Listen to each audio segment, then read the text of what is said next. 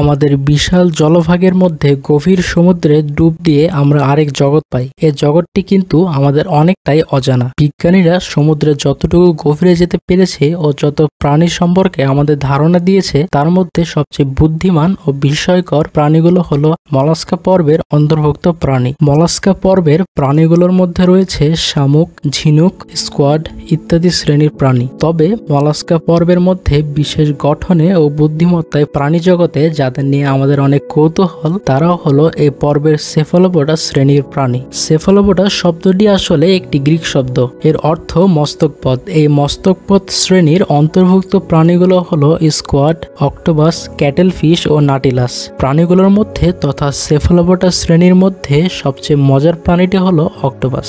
Octopus নামটি শুনলেই সবার আগে আমাদের মাথায় আসে তরমুজের মতো মাথা ও 8টি পায়ের কথা।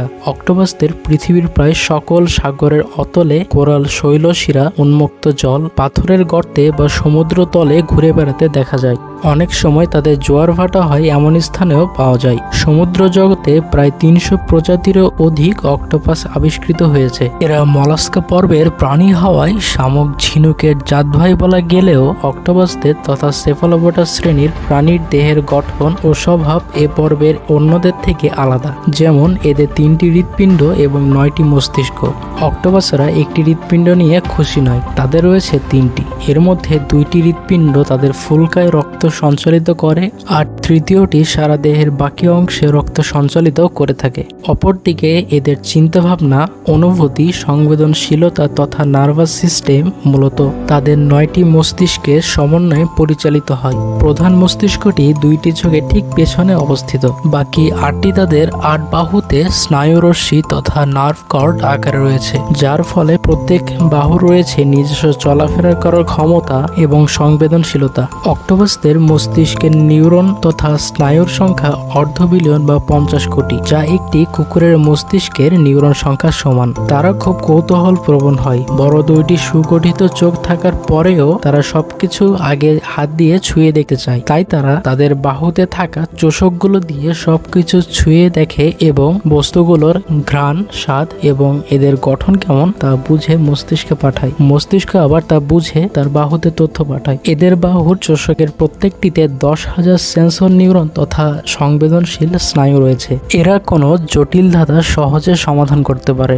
যেমন সমুদ্রের পাথরের সরু গর্তে এদের বিশাল শরীরকে নিয়ে যেতে পারে। কোথাও লুকোনোর জন্য জায়গা না পেলে তারা সমুদ্রে পড়ে থাকা বিভিন্ন জিনিস দিয়ে নিজের শরীরকে তারা ঢেকে রাখে। তারা কোনো ছুরি বা ধারালো অস্ত্র ছাড়াই ঝিনুকের খোলস খুলতে পারে বা কোনো বোতলের ঢাকনা সহজেই খুলতে পারে। তারা তাদের শরীরে 10 গুণ কোনো বস্তু চাটতে পারে। অক্টোপাসেরা রং পাল্টাতে অনেক দক্ষ। তারা সমুদ্রের কোরাল পাথর বা কোনো বস্তুর রং এবং নকশার সাথে নিজের রং সহজে পাল্টাতে পারে। রং পাল্টাতে এরা গিরগিটিকেও হার মানায়। সাধারণত একটি গিরগিটির রং পাল্টাতে প্রায় 20 সেকেন্ডের মতো সময় লাগে, কিন্তু একটি অক্টোপাসের শরীরের রং পাল্টানো যেন শ্বাস প্রশ্বাস নেওয়ার মতো। মুহূর্তের মধ্যেই এরা এক নকশা থেকে অন্য নকশায় রং পাল্টায়। এদের ত্বকে আঁচিলের মতো ফুসকুড়ি থাকে। ফুসকুড়ির নিচে ক্রোমাটোফোর থাকে। ক্রোমাটোফোরে লাল, নীল, হলুদ ইত্যাদি রঙের কোষ থাকে। এই কোষগুলো কোনোটা ছোট, কোনোটা বড় হয়ে নানা রঙের ও নকশা তাদের দেহে তৈরি করে।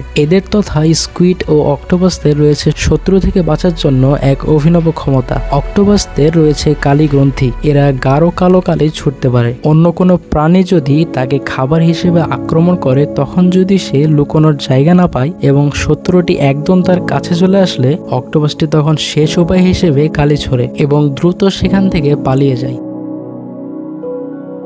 অক্টোপাস জাতীয় সেফালোপোডাদের মূলত 1640 ফুট নিচে পাওয়া যায়। এই অঞ্চলের সমুদ্রপৃষ্ঠ থেকে চাপ অনেক গুণ বেশি। সেই পরিবেশে অক্সিজেনের মাত্রা খুবই কম। এই পরিবেশে টিকে থাকার জন্য অক্টোপাসদের রক্ত হয় বিশেষ গড়নের। অক্টোপাসদের রক্তে সায়ানোগ্লোবিনে প্রোটিনের সাথে যুক্ত থাকে কপার, ফলে রক্ত হয় নীল বর্ণের। এই ধরনের রক্ত পানি থেকে অধিক পরিমাণে অক্সিজেন নিতে সক্ষম। অক্টোপাসদের দৃষ্টি একটি রং নিয়ে গঠিত। তাদের বলা যেতে পারে কালার ব্লাইন্ড, অর্থাৎ তারা আমাদের মতো বিভিন্ন রং দেখতে পারে না। তবুও অবাক করার বিষয় হলো তারা তাদের দেহের রং হুবহু কোনো বস্তুর রঙের সাথে মিলাতে পারে।